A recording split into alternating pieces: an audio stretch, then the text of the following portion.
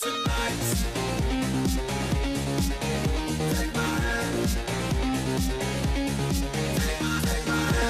à tous, alors si vous avez une petite fringale culturelle aujourd'hui, ça tombe bien puisqu'on vous emmène faire le plein de popcorn aujourd'hui au MIMA puisque c'est le nom de leur toute dernière exposition. Alors au programme 15 artistes qui nous proposent des œuvres surréalistes, fun et parfois étranges.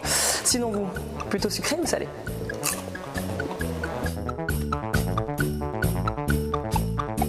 L'idée de base était de trouver des artistes qui ont trouvé l'antidote à la morosité ambiante. Et ce qu'on cherchait, c'était des artistes qui soit proposaient une évasion par rapport au réel, on va créer un univers fantasmagorique pour s'éloigner du réel, soit des artistes qui ont au contraire une critique sociale assez explicite, mais sur le ton plutôt caricatural, ou enfin des artistes qui mélangent un peu des deux, qui ont un peu ce qu'on appelle en bruxellois la zwanz, c'est-à-dire cette espèce d'ironie, mais en même temps qui n'est pas une volonté de représenter la réalité telle qu'elle est, de lui donner un contour plus pastiche. Alors ici, l'artiste nous propose des palmes mocassins, donc c'est pratique pour aller à Knock par exemple, si vous hésitez entre prendre l'apéro ou aller faire un petit plongeon.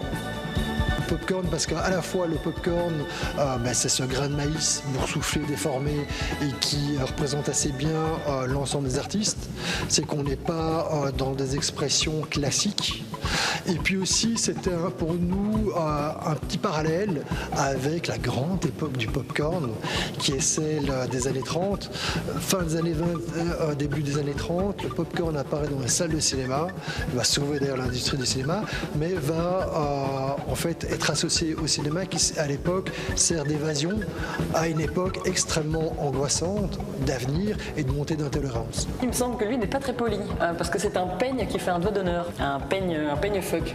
Et alors ici, Apple continue de nous prendre pour des jambons en nous proposant son nouveau modèle d'iPhone, le iCheese.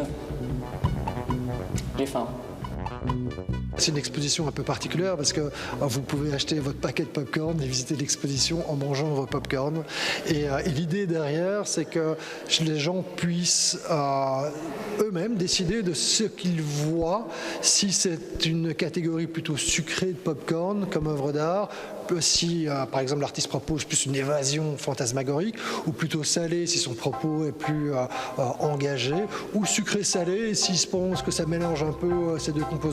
Donc c'est ça aussi l'idée, c'est que le public est arbitre.